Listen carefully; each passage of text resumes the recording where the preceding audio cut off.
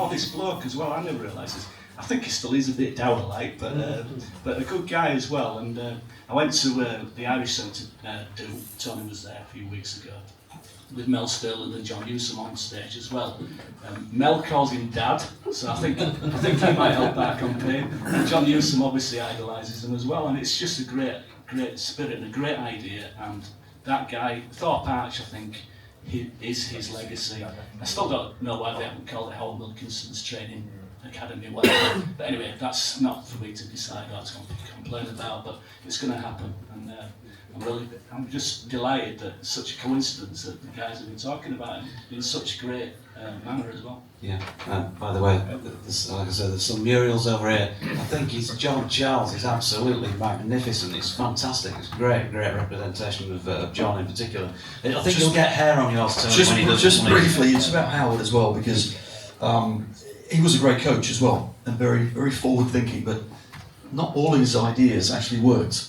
I'm not sure you were in this training session, but we would play shadow. Sometimes we'd play against 8 players, 11v8, sometimes 11v4, or just 11 players, and that's it. And you'd knock the ball around and he'd explain his movements and what he wanted everyone to do. This time he went a step further. There was 11 of us on there, no opposition, and under his arm was an imaginary ball. And he came onto the pitch with his arm like this, with his imaginary ball. And then he held it up and says, right, this is the ball. I'm going to roll it to you, Mel Sterling, and when you control it, you pass it to the centre half. And I want everyone else to move in relation to where the imaginary ball is. And we're all going, for God's sake, are you kidding me? You've got to be kidding. So Mel, the ball gets rolled, this imaginary ball, to Mel, who then controls it. And of course, the boys are starting to laugh.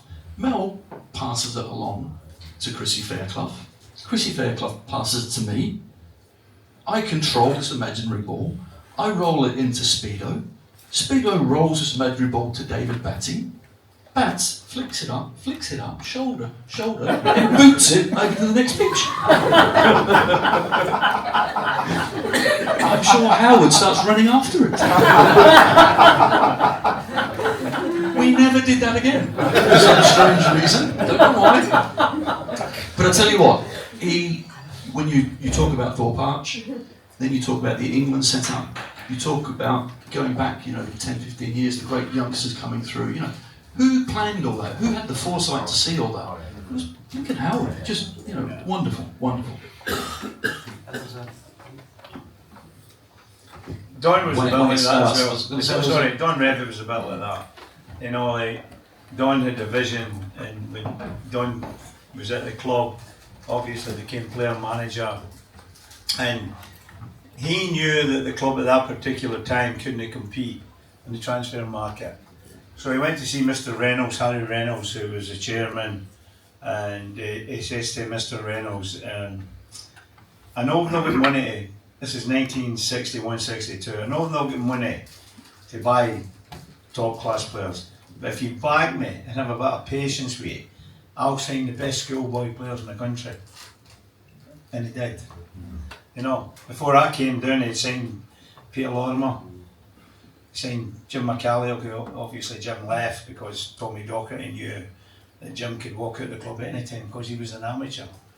And if you were an amateur player, Scottish boys then, for year 15 till 17, we couldn't sign apprentice professionals, We had to sign as amateurs. So all you had to do to get released for your contract was sign for another amateur club, and that was you free. So Tommy Docherty knew that.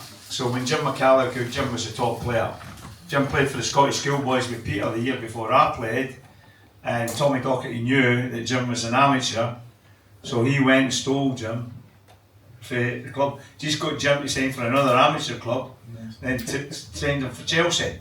And funny enough, Chelsea, it was only somebody like Tommy Docherty, who was a shrewd cookie, would know that. The Scottish boys couldn't sign apprentice professionals. You had to sign as an amateur. For the 2 years till you were 17, you signed professional. So Tommy tried to get me to sign. He'd come up and see my dad. My dad knew Tommy. They used to come for the Gorbals and they used to know each other. He tried to get me to sign. He tried to get Peter to sign on the same thing as Jim McCallie, the amateur players. He signed for another amateur club, and that meant signed them for somebody. You know, when I was at Leeds, signed for Pudsey or whatever, as long as it was another amateur club, and then I was free, you know. So Tommy had done his homework and he got McCallie. McCallie was a top player. Jim McCallie was a top player, yeah. I mean, it's funny with Jimmy, you know, everywhere Jim McCallie went, who's heard of Jim McCallie again here? Yeah. McCallie was a top player, really top player. But every club that signed McCallie had to take the whole family and get them a house. And there was about 6 kids, McCallie, and one of the stipulations was they had to sign Jimmy's brother, Freddie, who was useless. But that was the stipulation. Freddie signed the contract for us, signed the contract for Sheffield. Everywhere Jimmy went, Freddie went. But Freddie couldn't play, but he got a contract because Jimmy signed for the clubs. Jim McCallie was a top player, and I'll never forget when we were younger, you know, like, Jimmy used to live up the top of Scott Hall Road in Leeds with his family, because when Jimmy came down, the club got him a, you know, like a clubhouse, you know, like, and Donna McCallie stayed there. And we used to get the bus back. We lived up that area as well, up Scott Hall Road, up near there. And we would be on the bus, and Jimmy and his younger brother Freddie would be running home from Elland Road up Scott Hall Road, because his mum and dad only gave Jimmy and his brother enough money for the bus fare, and they would spend that on sweeties. And that's true, and they would run home, Jimmy. And it's funny, you know, like when you actually think about it, somebody like Jim McCallie, Jim was a top player. Yeah, really top player. Did he play for Southampton in the Yeah, 76? Jim was a top player. You know, when you actually think, you know, his mum and dad. And funny enough, Jimmy, he was about 25, I think. Jimmy never went out, because he had no money. His mum and dad took all the money. And when Jimmy got to about 25, 26, for a period of time, he realised what was happening, and he went off his rocker. You know what I mean? Out, Wayne woman and song. Oh, he wouldn't he? Because he had money. Then he realised, what happened then? You know? But he was a top player, Jim McCallie. You know, I remember watching him when he played for the Scottish schoolboys the year before I played for them. He was just a wonderful player. I didn't know him personally then, got to know him when I came to Leeds. But I knew all about him watching him playing the Scottish schoolboys. And it's funny, I went to watch the Scottish schoolboys in 1962. I played for the schoolboys in 63. Went to watch the schoolboys against England, the Ibrox. Scottish schoolboys against the English schoolboys, because I knew Jim McCallie was playing. Well, I watched the game, and there was a player playing, and I thought, Jesus, who is this guy? You know, he was unbelievable. And I looked at my programme, and you know, I'm from Glasgow. We're a bit arrogant. All the best players come from, you know, like Edinburgh, Glasgow, you know. So I think, all right. So I look at the programme, and I see the name, P.P. Lorimer. Peter Patrick Lorimer.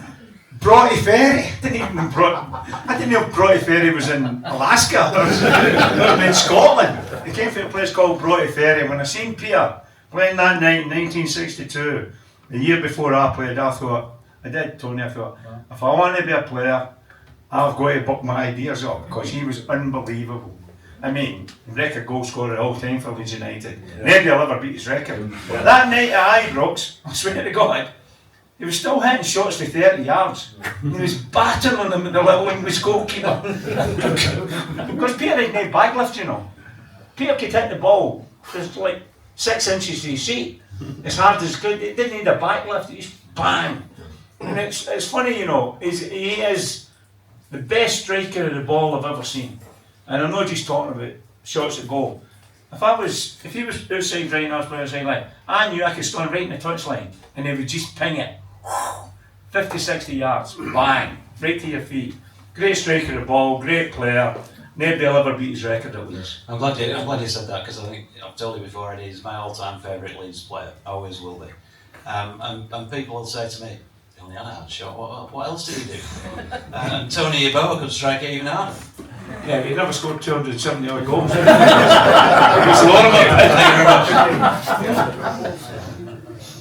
No, Peter was just a wonderful player. But he was a great guy, and he was my mate. We used to room together.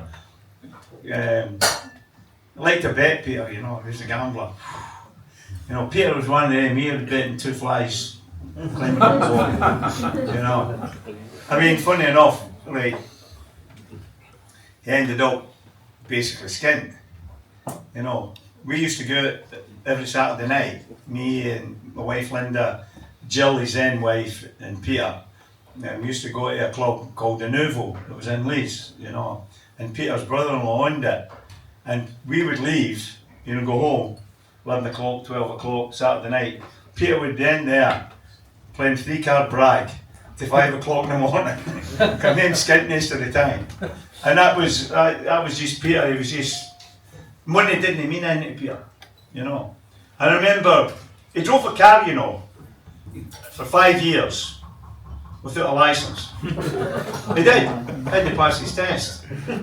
No, he just... Turn that stuff off now. No, Peter was just the one off. I remember one time we went up to Scotland and we weren't supposed to go, but Peter had this car, he had a Ford Cassia. It was a fancy car at the time. And we went up to Scotland to watch Scotland play. And the Wednesday night, we were training on Thursday morning. We didn't tell Don Revie we were going up, we just went up and come back. So we came back down the old A1. And Peter's car just conked out in the middle of the A1. I thought, Jesus, we see the blue flashing light come behind us. Police car. Peter's no licence, So he goes out and he says to the cops, I don't know what's happened, everything's just been out, and So the police says to Jimmy Lumsden and I, my mate, right, we'll push you down the A1, and there's a left turning about 200 yards away, and it's goes downhill. So when you go downhill, just jump start the car, and it'll probably start. So me and Jimmy and the cops are pushing the car down the hill, down the A1. We get to the hill, run right down the bottom of the hill, nothing. Car's not going, So the police say to Peter, right, we'll have to go and get a tow truck. No sooner than the police are in the corner, Peter jumped out. He says, get in the car, boys, to me and Jimmy. He says, what do you mean get in the car? He says, well, I took the key out of the ignition and I put it back in, but I've forgot to turn it on. And we were away. Oh, he was a one-off,